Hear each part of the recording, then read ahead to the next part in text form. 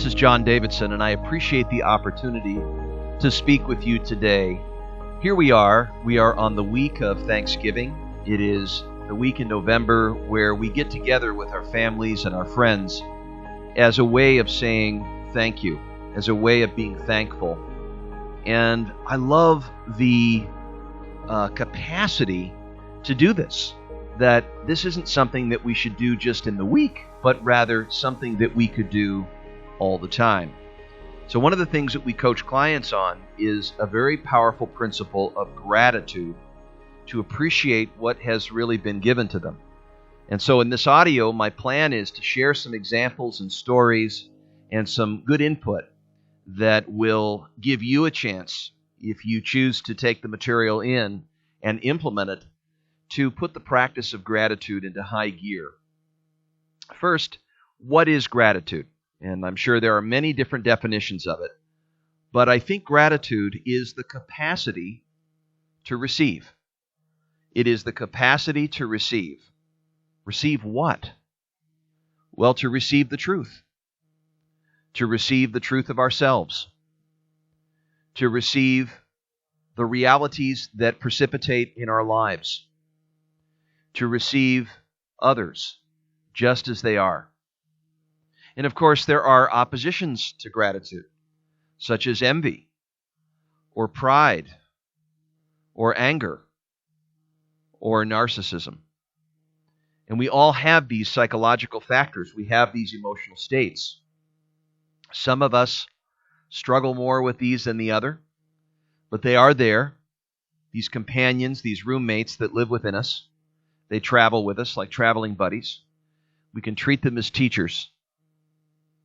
I had one teacher tell me that gratitude is at its highest when those that insult you become your teachers. And so one thing I'd like you to think about is to take a moment of reflection, a moment of silence, to think about all of the servants, the people that dedicated their lives, their gifts, their wisdom, their experiences with you, to be where you are now. Really, go back. Think about all the human beings that have touched your path, that have brought you here, to who you are today, to where you are today. All your supply lines, all the individuals, all those experiences that you had with them. You know, the first time someone told you that you were good at something.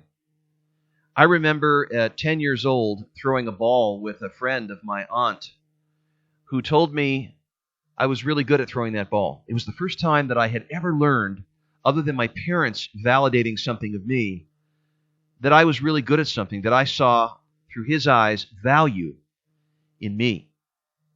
And boy, is that a moment that I remember. It's like a tattoo on me, a moment of initiation, a moment of knowing that I was loved, that I was valuable in ways other than my parents' opinions, from another human being, someone looking from somewhere else, not as a parent, but someone looking from a more neutral place of what I was and what I was doing.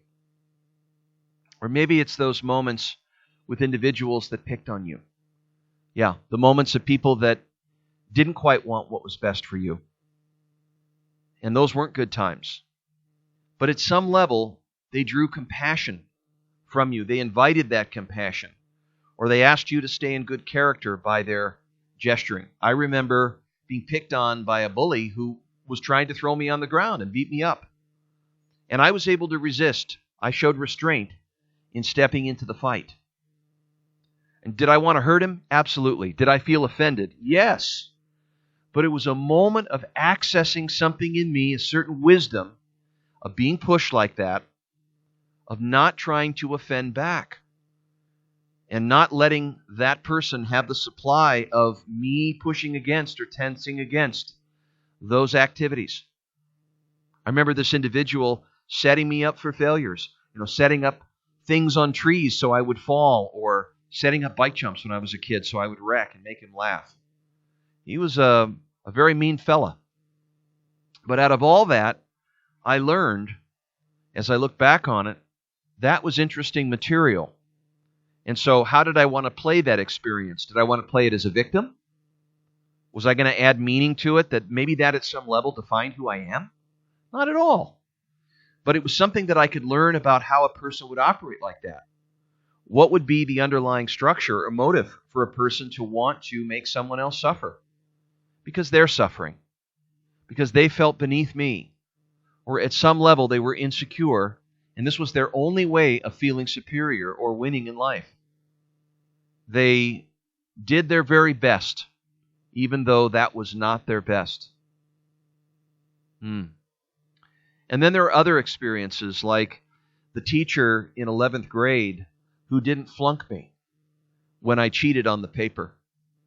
That's right, because I was so scared that I would fail that I bought a term paper from another student, and she knew it wasn't my work. And just as we were getting up after a one-on-one meeting, she told me she was walking me down to the principal's office. She sat me back down and said, this won't help you. Academically, it won't help you in your career. I realize that this situation could stain you for life. So I'm going to give you a second chance. She said, I see good in you. I see potential in you. And I want you to have another shot at this. And I want you to show me your best work. What an angel. To say that I had more potential in me than I saw? So I did everything. I went to that library for 30 days. I did my very, very best. I brought back that paper. It was an A+ paper on that topic. And she said, the only thing I can give you is a C, because I have to account for those poor decisions that you made. You have to be responsible for those and be accountable for those mistakes. But what she showed me is that I am not a mistake, that I can make them, but shame is different than mistakes. So making an error is one thing. We all do. We have to learn from things that we do well and things that we don't do well. So go back and think about, reflect on, get out your photo album. Take it out. Look at all the folks that have interplayed with your life, at some level influenced you, in the worst of times, the best of times, in all the times, and really reflect on their place, the place that they made in your film. They were a cast member in your movie, just as you were in theirs. I think the first part of having an access to gratitude is taking delivery of your own truth. That when you come current, when you replay all these moments and you bring yourself current in the here and the now, you find a place in yourself where you come by yourself honestly, not with a false sense of confidence, but you come by yourself in knowing the parts of you that you like and the parts of you that you don't. And there's something in good fortune to be delivered, you, just as you are, that you show up as a whole person. Yeah. Now, it's so tempting not to do this because of our pride, is that at some level we want to hide ourselves from the world because we don't think we'll belong. We get preoccupied with approval, and so we wear a mask. And then we go out in a costume. And then we manipulate other people's opinions of us because they don't think, or we don't think, that we're a lovable person. Growing up, I thought I was a jerk. My unwanted belief of myself that I was a jerk had me being overly nice, playing a phony holy, trying to convince everybody just how much of a good person I was to offset what I thought was bad in me. Until I realized the consequences of that, of not delivering to myself what I actually have in me, in my own recognition, was I didn't allow myself to receive the love because I didn't think I was a lovable person. So how could I bear the transparency? How could I show up? I didn't know how to risk that. It was too vulnerable. And without vulnerability, intimacy is lost. And as much as I was longing for connection, of feeling a genuine humanistic love and connection, it was severed by the pretentiousness and a false appearance. until I realized that I had assumed the world was unfriendly, and it was too scary for me to be John. It was too scary. So I wondered, if the world was friendly, who would I be? If the universe was helpful, who would I be? If behind everything was something helpful, something real, a place where I could learn, then what would it mean? How would it change the needle on my dial of showing up? It started to change. I could show up. I could be here with you in my truth, without compromise, without hiding, without being partial, but full, with flaws. And you can make room for fallibility, because we're all kind of bozos on the bus. We all have these flaws.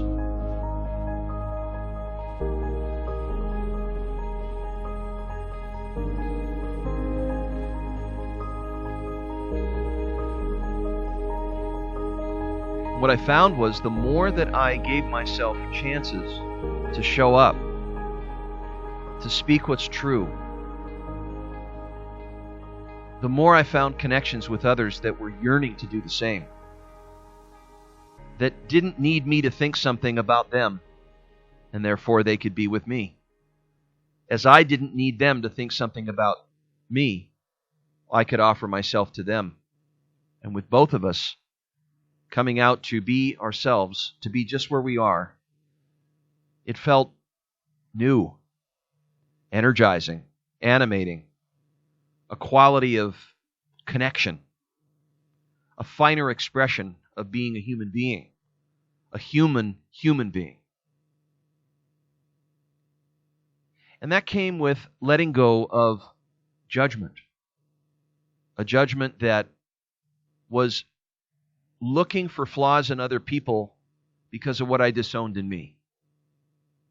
And without those disownerships, it wasn't self-love, it was self-honesty. Without these lack of ownerships, I let go of needing to improve me, of being a different me, of changing me, of attempting to live up to these ideals. And that judgment of what I should be, ought to be, need to be, the perfectionism of living up to some kind of ideal, the cord was cut. And that became an access point. An access point to opening the mind, to listening, of being where people were, being where they are, and accessing a nature, an understanding, a kindness, a generosity that I never knew, and an acceptance to conserve and legitimize. And so the first step into this realm of gratitude, beyond the opposition of envy, beyond the opposition of pride, is to let go of a false identity, to let go of a false self-system, to shatter it. And that breakthrough, that place, it may come to you now. It may come to you through the harshness of experiences. It may come to you in breaking an addiction, but it doesn't have to be. It may come to you in having a really bad relationship, but it doesn't have to be. It could be a moment of awakening, of realization. It could be a moment of opening your eyes. It could be a moment of waking up. It could be a momentary decision, of how you choose to take in the world. Because we get angry. See, we want things to be different. And so we say, boy, I really want this to be different. I didn't want this. This is not what I ordered up. I want things to be different. And there's a constructive quality in that.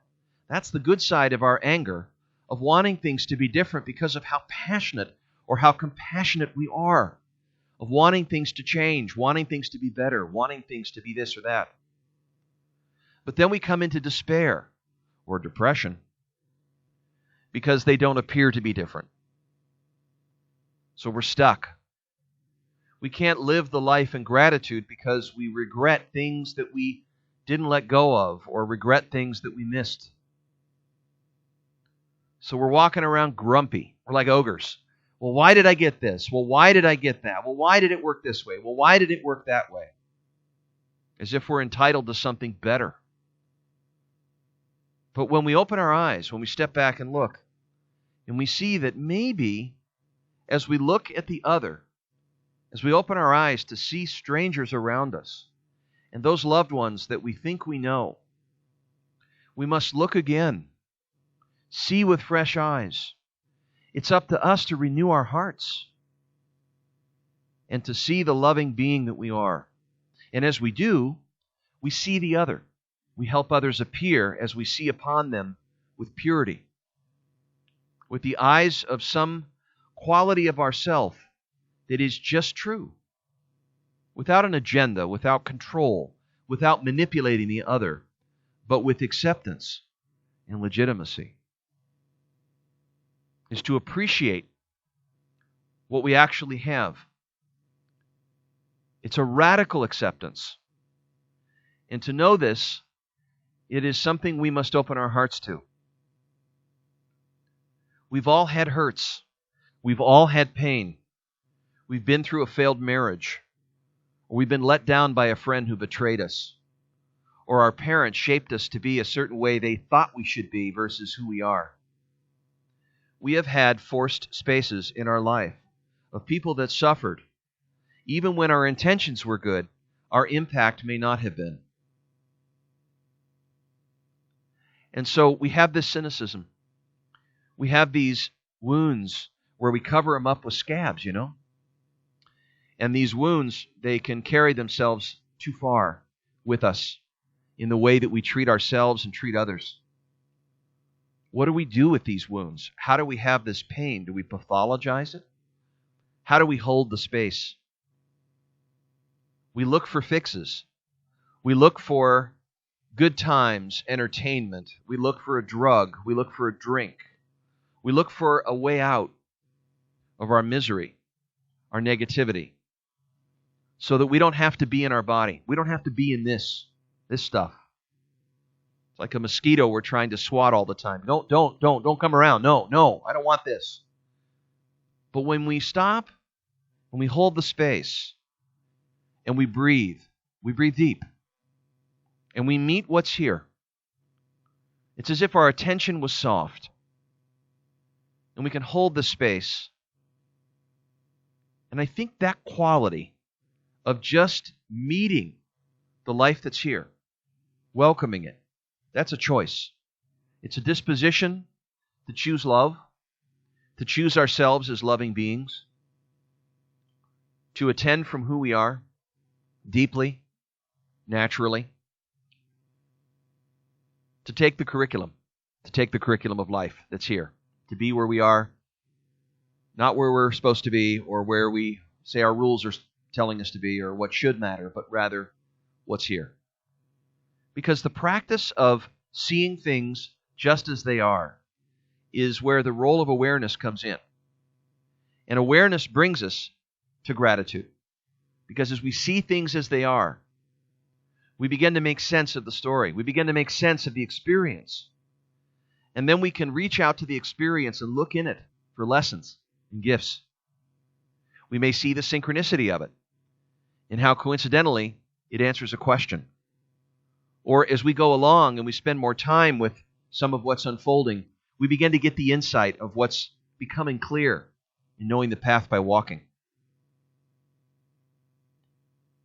But it really is, at the very core, gratitude is about relationship.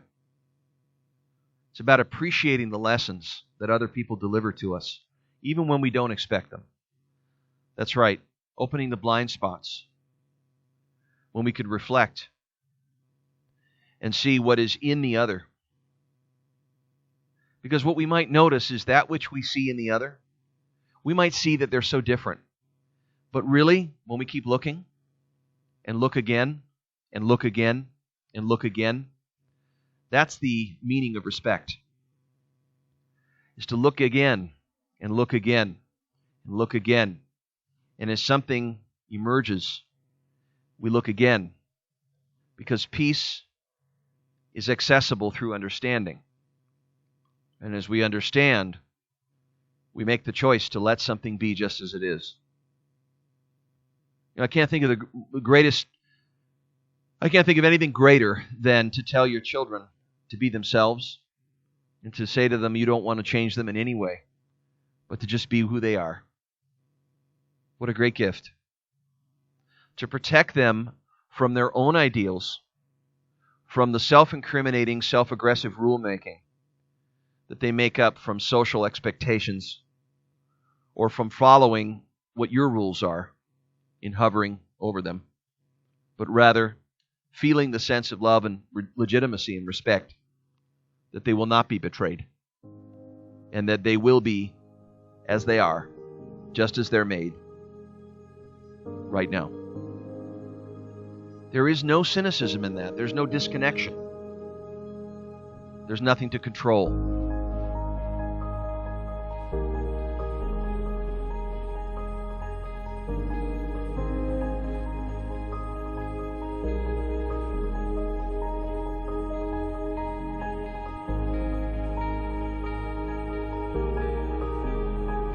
Are we afraid? Sure we are. Why are we afraid? Because we worry that they will not be okay. We've put so much into them. We see the world, and we worry that they will grow up and not be able to meet the challenge. And so we try to deal with our own sense of danger for the kids, instead of realizing their gifts and having conversations about invitations for them to make creative choices, to realize what it means to be a citizen among a community of co-creators that value something shared, a collective sharing, something we deeply care about as a community. To organize out of values, not our ideals. I remember a moment with my daughter Hannah. It was a terrific lesson in gratitude when she told me about her purple dragon, Elmer, in the closet. My intellect, my arrogance was wanting to talk her out of it. But there was a sweeter part of me that in that little bedtime talk, it was about being in her world. And boy, did I experience a part of me that was new. Of asking the dragon what he wants. We went to the refrigerator to get him something to eat. We came back. I stayed in her world. I had to fight off my need for certainty. I had to fight off what I felt needed to be explained instead of staying in the faith of what she was wondering and imagining, staying in a state of wonder.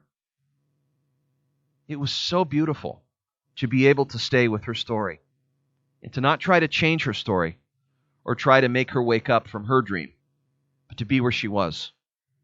She felt so valid that we were just two people sharing a possibility without having to be right or being dignified as to whether we could prove it, but we stayed in the available mythology of the experience.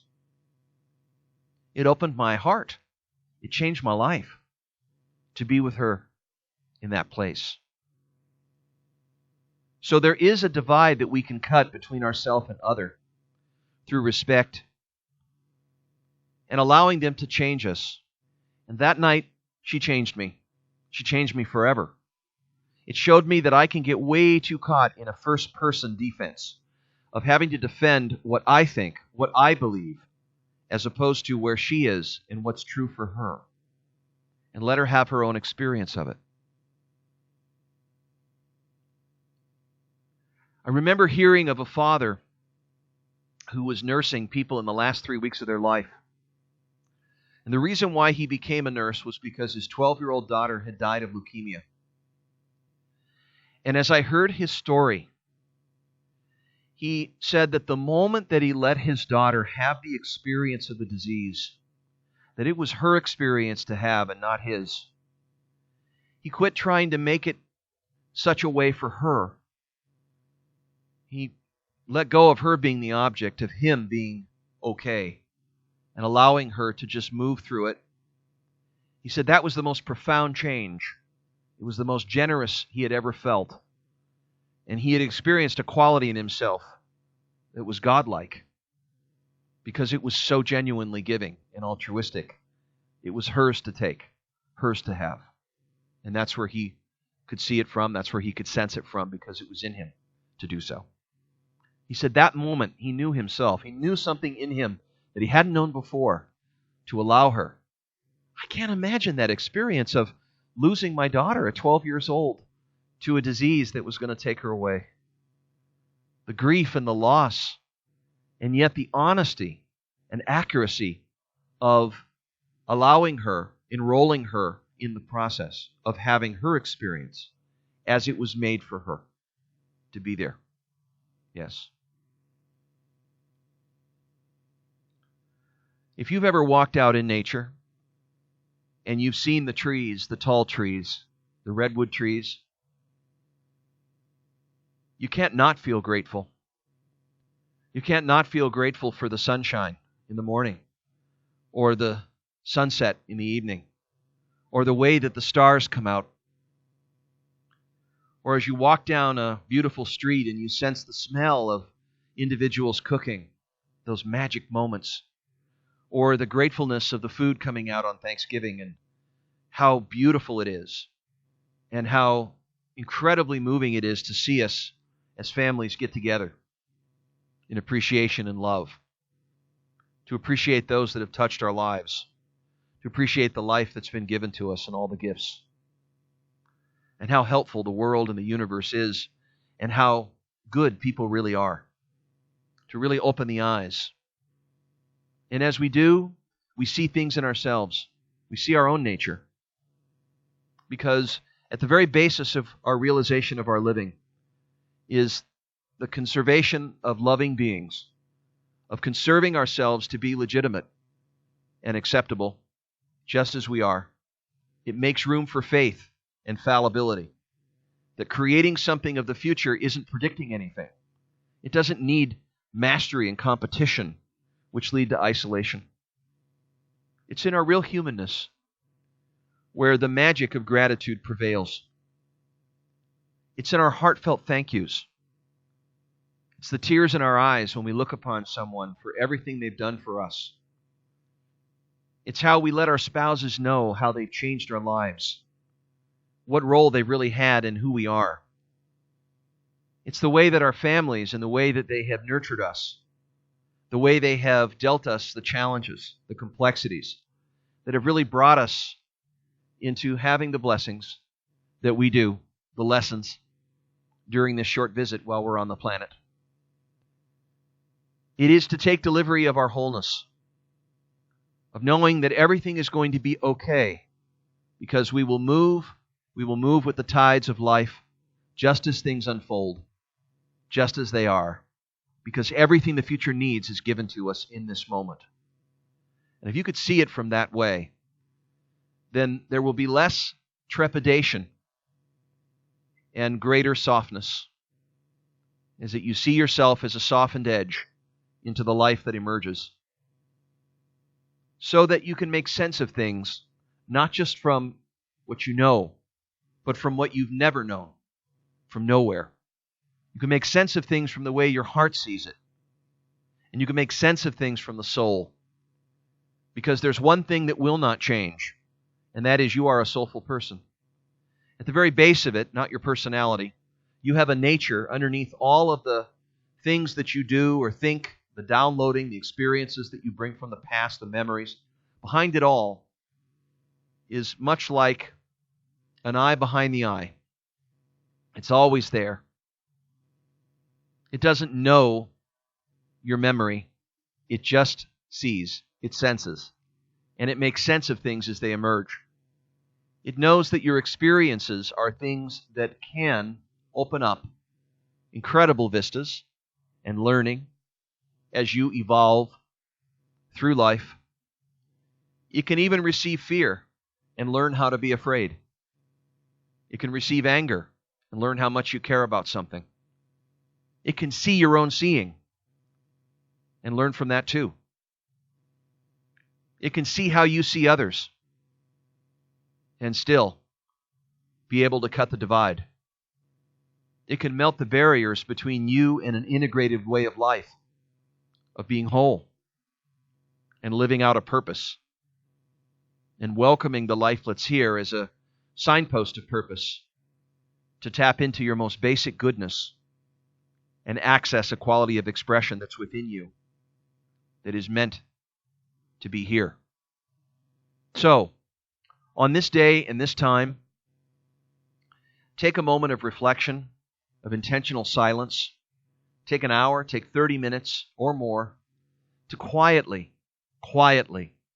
take a visit with yourself of what's really been brought to you,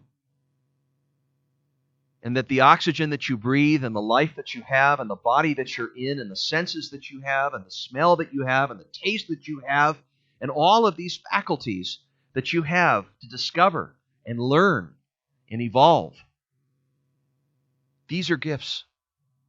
And the present moment is a present. It's a gift. And that you and your way of being made is a gift. And that the loved ones that are in your life have gifts. And they have so much good to do. So much good in them. You can't even count the ways. And there is so much good around you. There's so much yet to be done. So many dreams and aspirations of people that long for beautiful things. Isn't it something to just step back and see a world that you're a part of? To receive not only the positives, but the negatives too. It comes both ways. If you didn't have that stuff, you wouldn't see the light. If you didn't have no, there wouldn't be a yes. Those kind of opposing factors or opposites are what really define what's good about it. So I wish you a very happy and thankful Thanksgiving. And thank you for taking the time with me here to reflect and go inward. And then turn outward. And when you hold someone dear today, when you hug them for a minute. Don't hug them for a second. Hug them. Hold them. There's nothing greater than that, of letting someone just be, just in the genius of who they are, as a whole person, as you connect, and that you let them change you, and you vocalize how they are. And then you listen, and you listen to that generativity, the part of you that whispers, and that deeper knowing of what you know you need to do, and you must trust it, as you go out with all you are, in full participation, jumping in. And that let this be a moment of initiation, a gateway to know something about you that you haven't met, an inception point, something that begins, a watershed moment for you to initiate, as if it were a crucible of initiation into a domain where you access these qualities in you, not because it's the right time, but because it's a choice. It's an attitude of gratitude, because what you appreciate appreciates. What you appreciate appreciates. What you appreciate appreciates. Thank you.